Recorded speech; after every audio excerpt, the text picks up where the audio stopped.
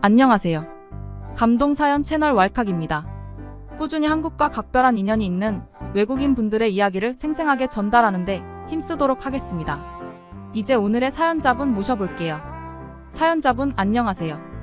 안녕하세요. 미국 로스앤젤레스에서 살고 있는 미국인 제시카입니다. 제시카님 반갑습니다. 오늘 어떠한 이야기를 들려주시려고 왈칵에 방문해 주셨나요? 저는 지금까지 많은 나라의 룸메이트를 만나왔어요.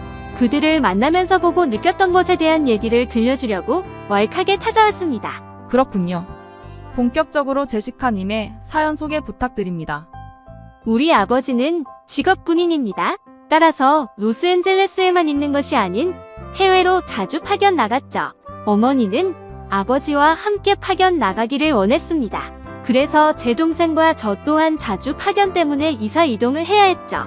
어릴 적에는 그것이 적응하기 힘들었어요. 친구랑 조금 친해지려고 하면 이사를 해야 하니까요. 전 사교적인 성격이었음에도 매번 친구를 만드는 것은 좀 힘들어요. 왜냐면 제가 전학을 가면 그들은 이미 그룹을 형성했으니까요. 하루는 아버지에게 우리 가족은 왜 몇 년마다 이사를 해야 하냐고 때를 쓴 적이 있었죠. 그럴 때마다 아버지와 어머니는 저를 다독이며 제시카, 그렇다고 너 혼자 살 수는 없잖니? 내가 이해해줘야지라고 저희 남매를 다독였습니다. 그런데 단점만 있던 것은 아니었어요.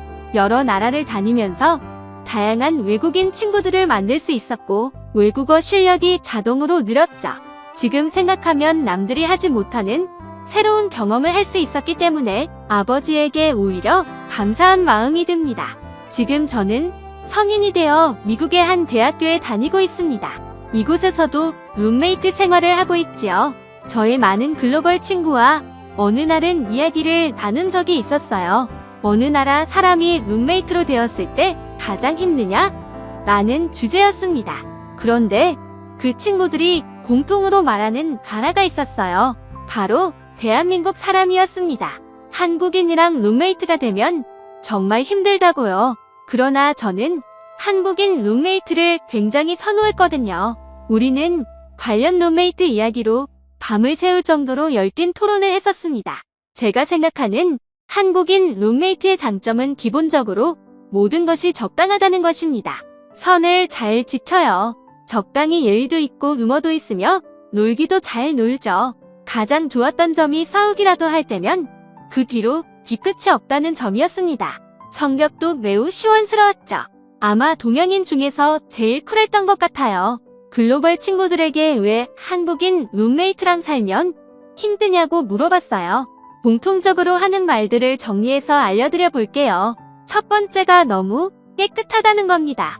미국인과 다르게 한국인은 침대에 신발 신고 절대 안 올라갔어요. 양치를 밥을 먹을 때마다 하는 것도 신기했습니다. 어떻게 양치를 하루 3번을 하고 샤워를 아침, 저녁으로 하냐는 말이었어요. 설거지도 그냥 대충 하는데 한국인은 뽀득뽀득 엄청 열심히 한다고 했습니다. 그리고 항상 방을 깨끗하게 유지하려고 노력했습니다. 그러면 말했다고 하더군요. 우리 최소한의 위생 상태는 지키자. 하루에 한 번은 꼭 샤워를 해줬으면 좋겠어. 그도 그럴 것이 청결한 한국인들의 생활 습관은 무척이나 부지런하거든요. 한국인들의 이런 깨끗한 생활은 다른 나라 사람들이 보기에 부러우면서도 괜스레 눈치가 보인다는 것이죠. 저는 반박했습니다. 그들의 깨끗한 생활 습관 덕분에 제 비염 증세가 나았거든요. 어릴 적부터 작은 비염 증세가 나타났는데 한국인 룸메만 만나면 저도 자연스럽게 깨끗하게 생활하니 자연스럽게 먼지가 없는 환경이 만들어져 몸이 건강해진 것입니다. 두 번째로는 너무 열심히 산다는 것입니다. 한국인은 아침마다 엄청 일찍 일어나서 공부한다거나 밖으로 나가서 러닝을 하고 옵니다. 또한 자기 개발을 미친 듯이 힘들게 하는 거죠. 저 또한 이런 부분에 동의했습니다. 제가 한국인 룸메이트에게 왜 그렇게 열심히 사냐고 물어본 적이 있었어요. 그때 대답이 한국인들은 다 이렇게 산다였어요. 저는 이해가 가지 않았습니다. 굳이 저렇게 일찍 일어날 필요가 없다고 생각했거든요. 너무 신기해서 저는 그 친구의 생활을 한 2번 따라 해본 적이 있었어요. 그런데 진짜 힘들어서 중간에 포기해버렸습니다. 그 친구는 하루를 살아도 열심히 살아야 뿌듯하고 행복하다라고 했어요. 한국인들의 삶에 대한 근성에 박수를 칠 수밖에 없었습니다. 세 번째는 먹는 음식마다 다 맵다는 거예요. 전에 한국인 룸메이트가 먹고 있는 라면이 맛있어 보여서 한 입 달라고 했습니다. 저는 그 라면을 맛보자마자 얼굴이 빨개지고 혀가 뽑히는 줄 알았습니다. 너무 매워서죠. 알고 봤더니 한국의 불닭볶음면이 미국에서도 유명해졌더라고요. 미국인들도 유명해서 한번 맛보면 매워서 죽을 것 같은 표정을 짓는데 이상한 중독성이 있어 계속 먹는다고 하더군요. 죽을 것 같은 매운 음식을 잘 먹는 한국인이 부럽고 신기했답니다. 글로벌 친구들도 하나 같이 놀러와했어요. 그때 제 친구 중에는 멕시코 사람도 있었습니다. 멕시코인은 매운 음식을 잘 먹는 거로 알려져 있는데 한국인 룸메이트와 누가 더 매운 음식을 잘 먹는지로 내기를 했다고 합니다.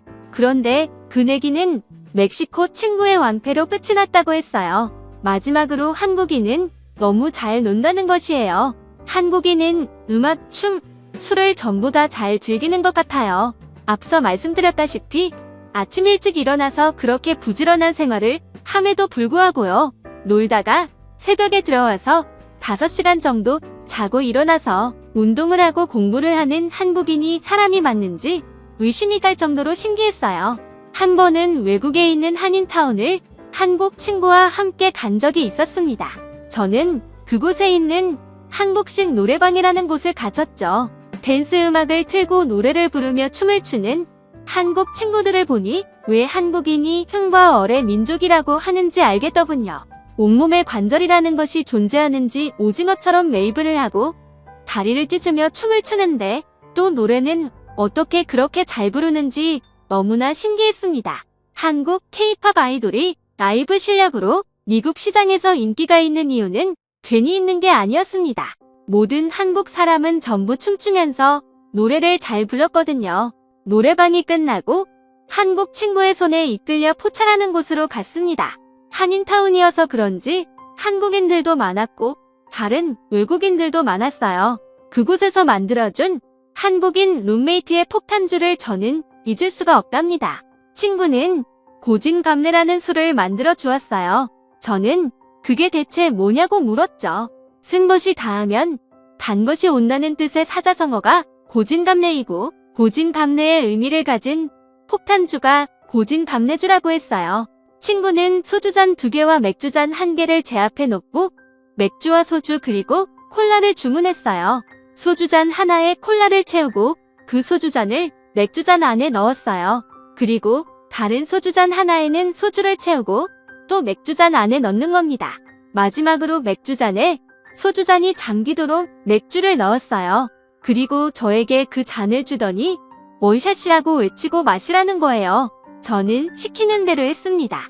근데 술이 술맛이 나는 게 아니라 단맛이 나는 거예요. 저는 맛있어서 그 고진감래주를 계속 타달라고 한국인 친구에게 졸랐습니다. 방심했던 걸까요? 그 폭탄주는 어마무시한 술이었습니다.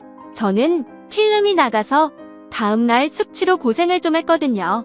하지만 그 폭탄주는 너무 맛있었고 중독적이었죠. 저는 글로벌 친구들과 이야기하다가 고진감래주를 만들어 주었어요. 그때는 제 집에 친구들이 있었고 저는 이 폭탄주를 혼자서 즐겼기 때문에 항상 집에 구비해 놓고 있었거든요. 그리고 다음날 그들은 한국 폭탄주의 참맛을 겪고 집으로 골골거리며 들어갔답니다. 저는 위와 같은 한국인들의 특징들이 너무도 좋습니다. 그래서 한국 여행도 자주 가고 있고 한국어도 배우고 있어요. 그리고 한국의 역사도 알면 알수록 재미있어서 계속 공부 중입니다. 한국은 역사 드라마가 잘 만들어져 있어서 인터넷 강의를 들으며 역사 공부를 한 후 그와 관련된 역사 드라마를 찾아서 보면 즐겁게 한국어 공부와 한국 역사 공부를 할 수 있습니다. 참고로 제가 요즘 완전 꽂힌 드라마는 미스터 션샤인입니다. 최고의 드라마예요. 이런 제가 요즘 꽂혀있는 한국 문화는 바로 유교 문화입니다. 이런 유교 문화가 밑바탕이 되어 있기 때문에 한국인들이 예의와 예절을 중시하는 거구나 싶었죠. 유교 문화는 중국 본토에서 자라나 일본과 한국 등 동아시아의 나라로 유입이 되었다고 배웠습니다. 그런데 의아한 것이 있습니다. 유교 문화가 시작된 중국의 중국인들은 대체 왜 한국인들과 다를까요? 그동안의 룸메이트 중 중국 룸메이트가 2명 정도 있었습니다. 한국인과 다르게 중국인은 진짜 더러웠어요. 예의라는 것은 찾아볼 수도 없이 막 나갔었죠. 일주일에 한 번 정도 씻어서 냄새가 방안에 진동했습니다.